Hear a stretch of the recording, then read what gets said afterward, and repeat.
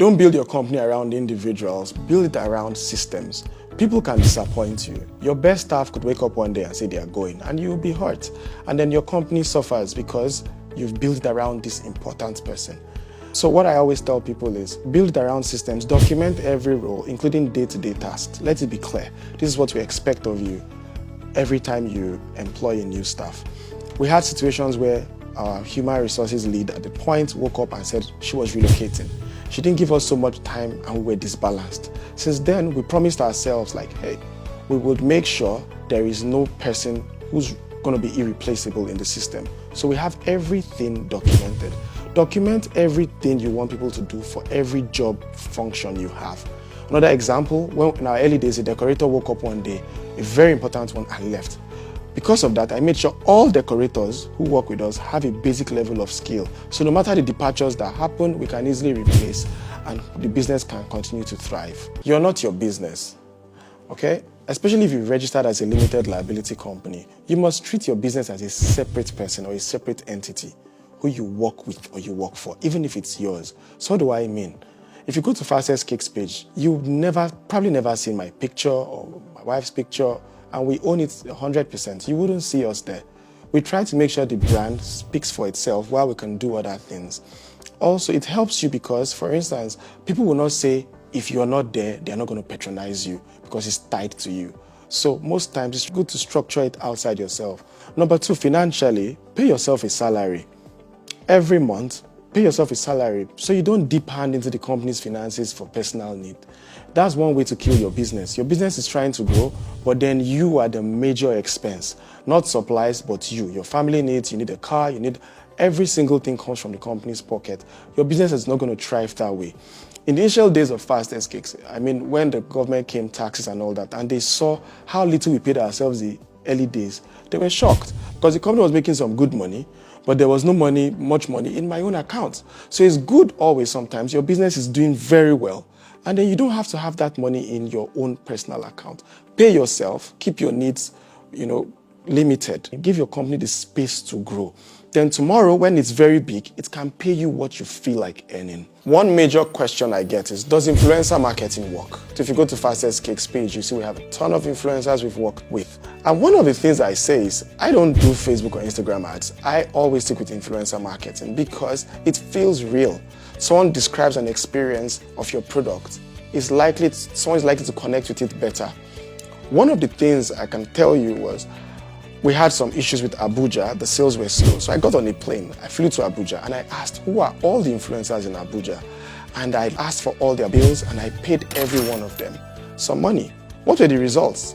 In the space of about 2 weeks, sales had doubled. In fact, the sales had become extreme that the whole team was stressed. So for me, I don't think I have much to say beyond saying it works. Influencer marketing works. You just have to select them properly and you don't necessarily have to go for the biggest names.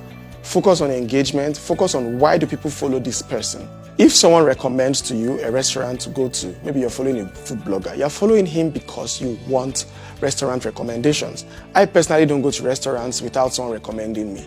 So if I go to a page, I'll likely follow people who are recommending restaurants and I can say, okay, this person says this food is terrible, I shouldn't go there. This person says this food is good, I go there. So influencer marketing, it certainly works. Competition is very good for your business. Okay? Some people are afraid of competition and they want to go to industries where there is no competition. As a rule, Fastest Cakes does not open in cities where there is not already a major cake company. Why do we need that? We need that because people need to find alternatives to what already exists. If there is no big company where you are or nobody is doing what you're doing, you're technically going to be opening a new market. But one of the chances of success, if someone is already successful at what you're doing, you can compete and both of you improve that industry. In fact, I remember Jumia and Konga. If you check it, people talk musicians, competition is always good. It makes people on their edge and things become better. So one of the things I've said is that there is always room for everyone. The ocean is so big, okay? But you cannot have Coca-Cola without Pepsi, or you cannot have Android without Apple. Okay, so if you have a competitor, you should be happy because both of you are going to kind of improve your services. One time we're running adverts and one of the cake companies joined us advertising and they raised our budget. And in fact, we became so focused on how do we convert customers so that we don't waste this current increased budget for sales. So what I always say is, it will make you and the other company who is competing better, and you can be able to satisfy your customers much better. You will last longer that way. Don't run away from competition, it's good for your business. Sometime in January, one of our staff stole 1.1 million naira from us. Well, how he did it was, we have a very strict system on cash. We don't let cash payments. So he went to create an account in our name, and the Fastest Cakes name, with one of the new banks. So when customers come to the office, they think they are paying money to Fastest Cakes, whereas they're paying to an account we didn't know existed. So every money that got in, he was just siphoning it to his personal account. So in 2 months, he had stolen 1.1 million naira. It was pure genius, never seen or thought of that kind of theft. Well, the company policy is obviously to report everything to the police, and the case is currently being treated. But it's just surprising, the audacity and the boldness and the creativity, to steal.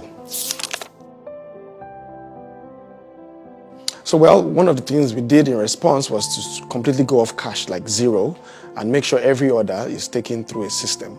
So then the team can't produce any cake without it going through our systems. Made this tighter, made consequences stronger. Generally, when people know you're going to take it up, you're going to report it to the police, then they are less likely to want to steal from you. Fastest Cakes is currently operational in about 2 countries, 4 cities, 8 different facilities. We're registering in 2 more countries.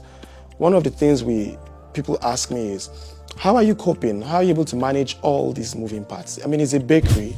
We have to produce and we ship cakes around and all that, fleet, logistics, and I say it comes down to systems. First of all, when you have a company, break down every role into specific job functions and then try to put it like a checklist of what everybody ought to do. So what it means is that you're just checking if people are following the systems or not. You're not there chasing everybody, micromanaging every single person. You're just supervising. So I could fly to Abuja tomorrow. Sometimes I go there, I don't do anything because they are following the checklists.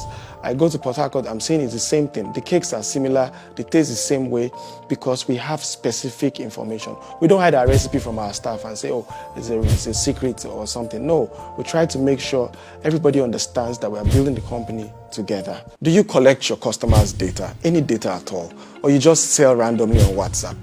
If you're not collecting any data, you're losing and you're keeping money on the floor. One of the things we do in Fastest Cakes is every record, we have records of every cake sold right from 2020.